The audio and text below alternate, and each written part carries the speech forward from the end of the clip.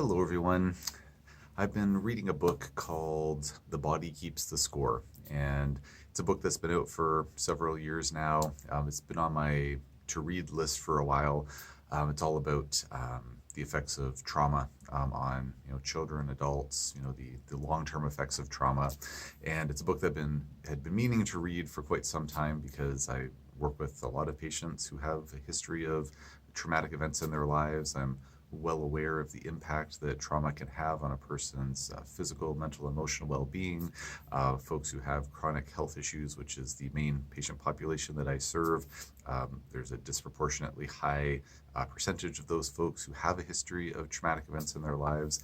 Been to many conferences and have read other books and other resources that have delved into the impacts of trauma, the ins and outs of trauma-informed therapy. So very, very well versed in the importance of knowing about trauma, but just had not yet read this book, even though it is kind of I think a very important book, kind of somewhat of a definitive book or defining book in the field of trauma therapy.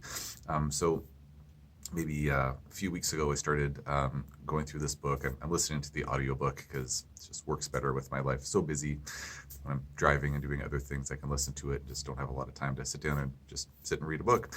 So long and short of it is that I've been making my way through this book, and it is awesome.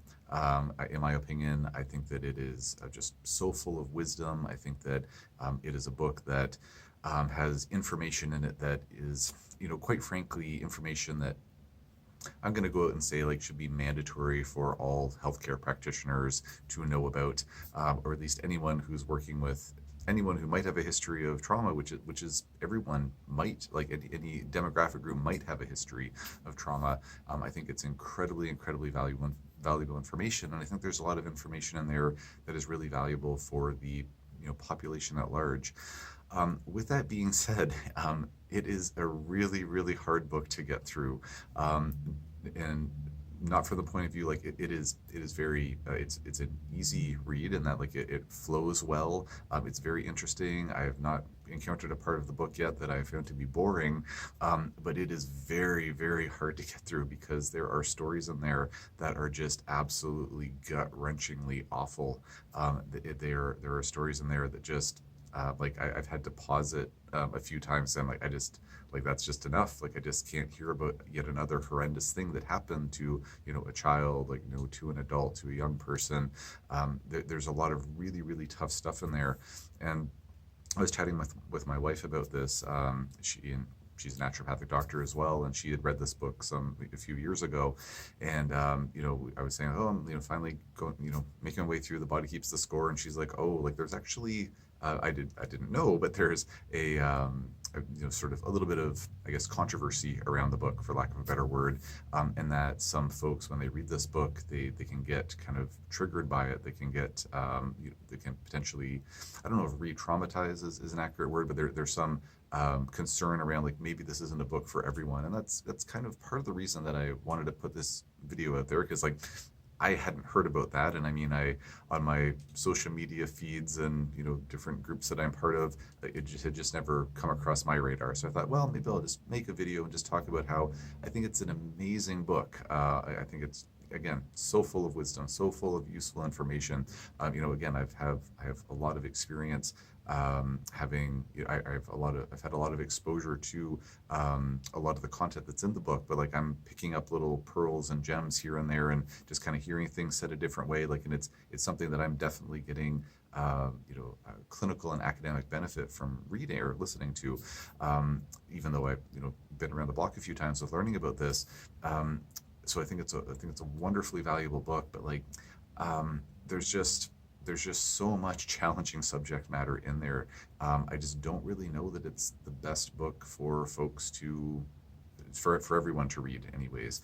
So just kind of mentioning that if this is a book that you have been thinking about reading, and if you are a very empathetic person, if you are a very emotionally sensitive person, if you have a history of trauma yourself, which would be a reason to consider for why someone might think to pick up the book, because that's the subject matter. Just bearing in mind that there is some really hard stuff to read or listen to in there, and in my opinion, I think that a very large percentage, 90+% of the benefit of that book could be achieved without getting into some of the really, really awful, horrible details that are mentioned with some of these cases. I feel like it could be just about equally well, the end result of the book could be just about equally well achieved by saying like, okay, like there was, X, Y, or Z, patient, and they suffered, like sexual abuse, or they suffered emotional abuse, and wouldn't necessarily have to get into the details of like what that abuse looked like, because again, some of the things are just really, really, really horrendous. They're just absolutely awful to hear about. And so I feel like if I was trying to put myself into, like, say, one of my patient's shoes, if I knew that, like, okay, I think that this book might be, learning about this material would be helpful for them to better understand, maybe their own trauma history, their own sort of like, or their own response to their traumatic history, like what's happening biologically, what's happening on a mental, emotional level, what's happening on a neurological level. I think that if I was to recommend that a patient read this book, then I would likely say, if you're reading this book, probably reading it instead of listening to it, because, it's sometimes you can't hit that pause button fast enough if something, really awful is being said. But if you're kind of like, scanning ahead, maybe, I don't know, just maybe like do a little bit of censorship for yourself along the way, and being like, okay, like, oh, looks like they're getting into like, the author's getting into yet another, like just egregious story, then like maybe just scan ahead to a section where like, oh, looks like he's done the story now, and then maybe just backtrack to kind of like where maybe the end of that would be. I mean, I'm not saying this in any kind of like, you know, saying that folks need to necessarily, handle themselves with kid gloves. Like, well, I'm sure anybody listening to this video, like we're all adults here, we can make these decisions for ourselves, but it's also just the type of thing, like, do we need to expose ourselves to that type of subject matter? I know myself, I was listening to, listening to the book the other day, I was driving off to one of my martial arts classes that I go to. And like, by the time I parked, I was like, I just like, and I love going to my classes. Like, I love doing martial arts training. And I got there and I was like, I just kind of want to go home. Like, I'm just so sad and depressed right now. Like, I just want to go home. I don't want to go out and be around other people. It's like, how I just listened to this like terrible subject matter, and now I'm going to go out and, yuck it up with my, my buddies there at my class. Like, it's like, oh man, like and anyways, I just, took a minute, did some breathing exercises, and just, shook it off and went in. And it was a great class. But like, it's just, it's some pretty heavy subject matter. So anyways, if, I'll leave it there for now, because I'm probably getting to the point of being redundant with anything else I would say, but wonderful book. I think it's just, chock full of amazingly useful information. And as a clinician, like, I'm making my way through it because I've been getting little pearls along the way, little clinical tidbits. It's been very useful. It's been very fascinating from the point of view of like, we at our clinic, we do a lot of brain mapping. So we're actually looking at the brainwave patterns in our patients, and seeing like about contrasting what we're seeing on those brain maps with some of the information we know that has been determined from, say, functional MRIs, knowing how the brains of folks with a history of severe trauma differ from those brains of folks who have not suffered from severe trauma. Very, very fascinating information. I'm going through it because I want to learn, and I'm doing that as a service to, for my own edification, and even for, maybe I need to look at what edification means for my own personal knowledge, but primarily to help my patients more, so I better understand what's going on with them. So I'm very much willing to emotionally suffer by reading this book. Talking about the opposite of a plug for a book, like, read this book to emotionally suffer. So I'm going through it, just wearing my clinician hat. But I think that if I wasn't a clinician, I would not finish reading the book, because it would just be too challenging to read.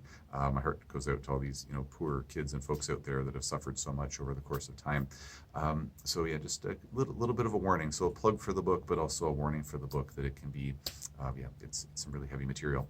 So if anybody is so inclined, if you've read the book or you have any comments or feedback on this, I'd be really curious to know what you have to say. Please consider posting in the comment section below. And if there is kind of a little bit more of like a PG version of the Body Keeps the Score that you know of, please post in the comment section, because I'd really like to have a little bit of an easier read to recommend to my patients.